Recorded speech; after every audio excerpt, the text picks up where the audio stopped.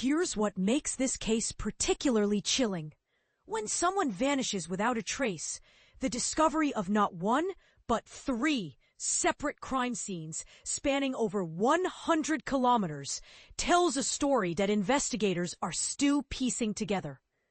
2 individuals now face torture charges in connection with what authorities believe is the deeply troubling disappearance of Andrew Burow, a 56-year-old cybersecurity professional who called Kelvin Grove home. But here's where it gets controversial. How does someone simply vanish from their quiet Brisbane suburb, only for evidence to surface hours away on the Sunshine Coast? Law enforcement teams have been working around the clock at 3 distinct locations they suspect hold crucial clues to Burow's fate. The investigation kicked off when officers swarmed a property on Kokoda Avenue in Brisbane yesterday, a location that caught their attention in relation to Burow's mysterious vanishing act on August 24th. The plot thickened considerably on Thursday as 2 additional crime scenes emerged, one along Black Pinch Road in Pomona and another at Kamala Drive in the Lake McDonald area. Both locations sit perched on the northern edge of the Sunshine Coast region, creating a geographic puzzle that spans a considerable distance. What makes this case particularly perplexing is the timeline and geography involved. Burow was reportedly last spotted on August 20th, yet the closest crime scene in Brisbane, which borders an extensive bushland reserve and the winding Maroochy River, sits more than 100 kilometers away from his Kelvin Grove residence. That's roughly a 2-hour drive under normal circumstances. Detective Acting Superintendent Craig Williams, who coordinates crime operations for the Brisbane region, briefed media representatives on Wednesday. He confirmed that Burow's concerned family members had filed a missing person report from his Kelvin Grove address the previous Friday. For those keeping an eye out, Burow is described as a Caucasian male sporting distinctive reddish sandy hair and striking bluish-green eyes.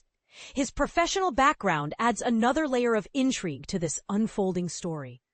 According to his professional LinkedIn profile, Burow holds a senior management position in cybersecurity with a firm called Sparta, where he oversees security protocols for high-profile clients, including QT Super Retail Group. His career trajectory reads like that of a seasoned professional, with more than a dozen different roles under his belt, including a stint with the prestigious Reserve Bank of Australia in Sydney.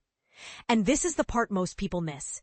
How does someone with such a prominent professional background and established connections simply disappear without anyone noticing immediately?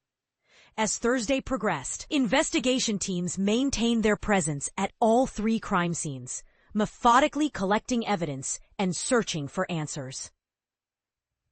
Meanwhile, authorities have issued an urgent plea for public assistance, encouraging anyone who might possess relevant information about Burow's disappearance to step forward. The Brisbane City Criminal Investigation Branch wasted no time establishing a dedicated incident center early Wednesday morning, operating under the codename Operation Veer. This specialized task force approach suggests investigators are treating this as a complex, multifaceted case requiring coordinated resources. But here's what's really unsettling about cases like this. They force us to confront uncomfortable questions about safety in our own communities. How well do we really know what's happening in our neighborhoods? And when someone with such visible professional standing can vanish without immediate detection, what does that say about our social safety nets? What's your take on this developing situation? Do you think our communities are doing enough to watch out for one another, or are we all too disconnected in our digital age? Share your thoughts on whether cases like this highlight bigger societal issues we need to address.